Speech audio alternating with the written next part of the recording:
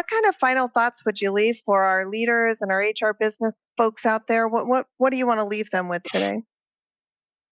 I would just say, when it comes to employee engagement, for leaders to just get really creative, especially public service leaders where you might not have the funding or the budgets, to impact some of the employee engagement activities you wish to. So just get creative with it. One of those things to look at is remote work. Public sector has been historically hesitant, to implement remote work because it's so citizen facing, but there are ways to make it work. So look at that and just be creative. Figure out ways to make work more efficient, more effective.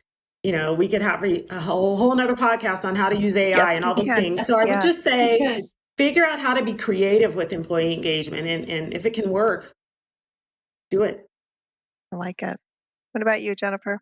Well, I mean, it's a big question, but I guess what I would It say, is. whether you are in a leadership role or in human resources, it's a vocation. It's a serious role. It is a privilege to have a job where the things you say and do can impact someone's life.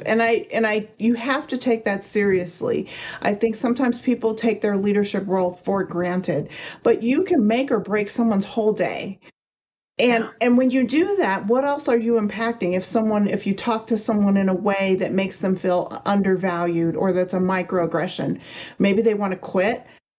Maybe that builds on trauma that they have that impacts when they go home and talk to their kids. I mean, so you have to consider your role in leadership in HR as a vocation and take it seriously. And so that means you need to choose, which we talk about a lot with Yeah. our customers, How how you show you up. show up, what kind of leader you're going to be, how you're going to communicate, how you're going to model the values that you want to see in the workplace.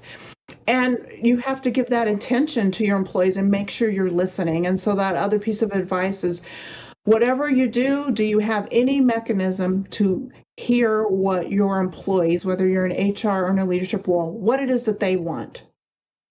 Talk to them, survey them, have focus groups, and listen. And then don't just do that, but then you have to do something with that. With it. And so maybe they want things you can't provide. That's fine. You need to be realistic and share that. These are expensive things. We know you want that. We can't do that now.